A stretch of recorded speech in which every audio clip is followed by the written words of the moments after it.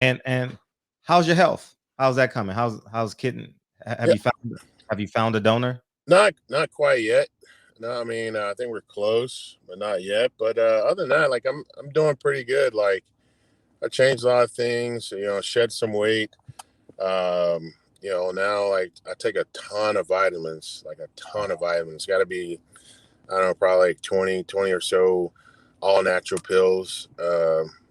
Every day. Mhm. So that's really been helping me. I feel a difference in that. So other than that, I'm good. The kidney thing is, definitely hard or whatever because I do dialysis 3 times a week. Uh, Wow. it's like almost like 5 hours. You sitting there, letting them drain your blood and put it back in you like 3 or 4 times. Wow. Um, you know, but like other than that, I mean, I take these vitamins, man. I feel pretty good. I feel pretty good. You Mm. know, like Yeah. which is a blessing. No, no, it's definitely a blessing. We're definitely rooting for you. Who was your? Oh, we're gonna get you out of here in a second. DB, you still there? Before I run off on you, still there, DB? Yeah, I'm still here. Go Okay. ahead. Now, what? Who's the best quarterback you ever played against? I played a lot against a lot of great quarterbacks. I mean, Okay, name a few. Tom Brady, He's geez, really that good, huh? man, amazing. And I gained even more respect when I went to the Patriots. And I was just like, wow. I mean, how he prepared. I mean, the guy's brilliant, I mean, and like mind, body, and soul is football. I mean, he he could easily play till he's 45. No doubt. You see no zip, like his arm's still as strong as it was. I mean, like guys, yeah, guy's the greatest quarterback of all time. I don't know if there's ever going to be one that's better Mm. because he Wow. just don't do just football. His life is football. Like what I mean, like you say, like how he eats and works out and things and like his own trainers. It's not just generic. He got his own trainer. That was a really big fallout for them because they kicked out his trainer Hmm. out of the complex. Oh So wow. yeah, that was a big no. Alex, yeah, you look it up. Yeah, they kicked him out. I couldn't believe it because he had his own room and everything. But the guys love coming to the to his trainer because it was you know not like just a generic uh, deal. It was more custom to them. So that and I mean everything. He just lives it. Like he Beautiful. lives for it. But Beautiful. then, but then of course, McNabb, dude's like a little tank to tackle. Uh huh. You know, Peyton, Aaron Rodgers. I mean, you know, uh, Brett Favre.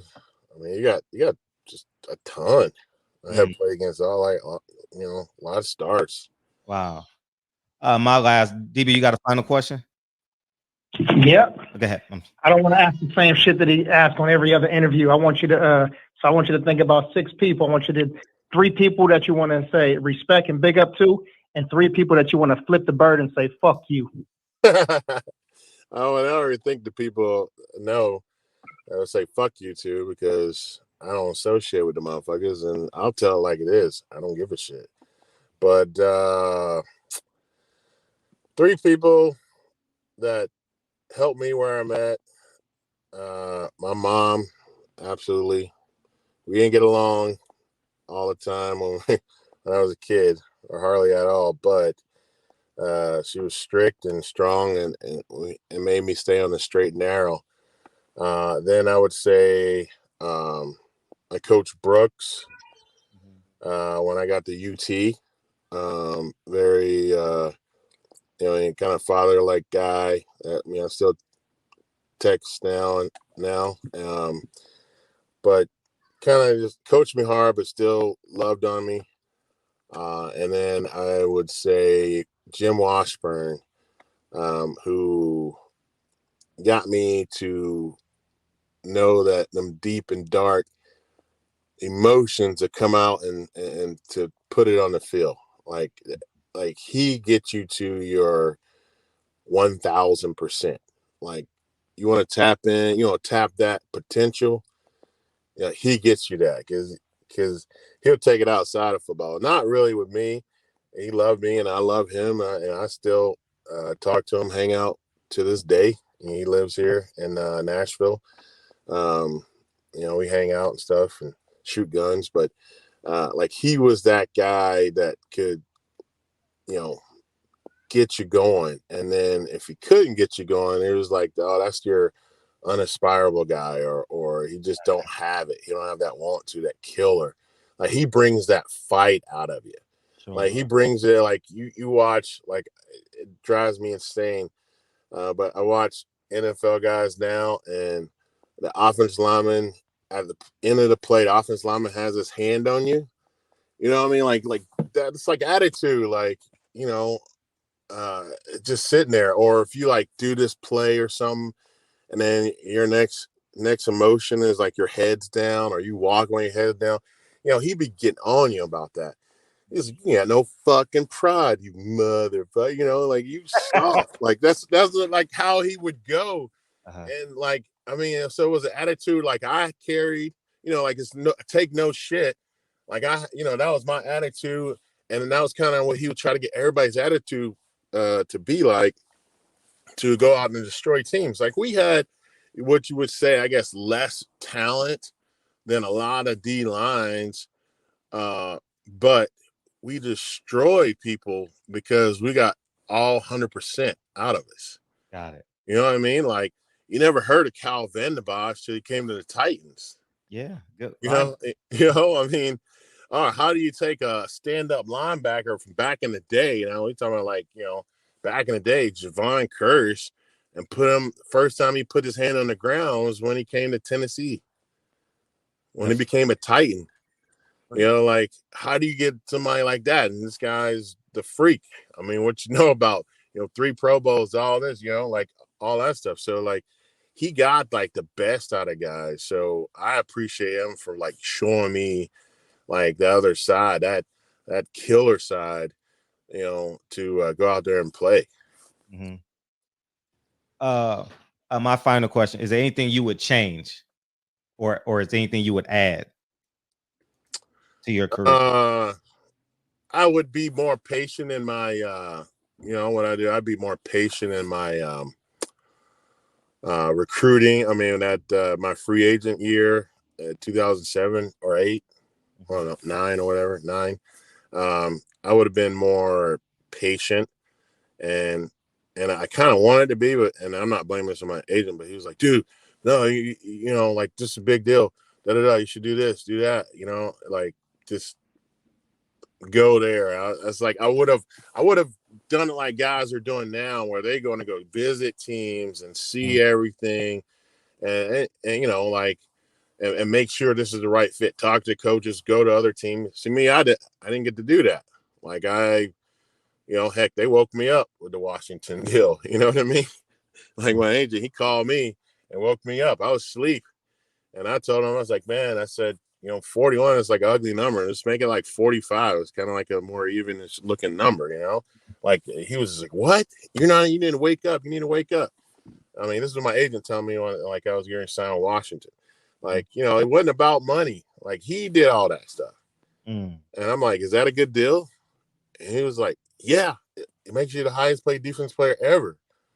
I was like, oh, okay. All right. You said it's a good deal. All right, I trust you. Yeah, it's a good deal. So, I mean, that's what I would have did. Took more time in my free agency and not see if Tennessee. So basically, what you said is not with the Washington. no. Yeah. No. And then I would have seen if I really would have wanted to see if the Titans would have put some money up. Like I asked for $100 million. Like I wouldn't ask for that. Like that was not even close to thinking anything in my mind. But I would have seen if they would have like, all right, we're gonna give this guy like 70, 80 million to show him that we love him, we want him here, we want him to retire here, and that way. I would have really. That's what I wish I waited on. Oh wow. Yeah. Well, we thank you for coming into the shop, man. DB, you want to give him some parting words?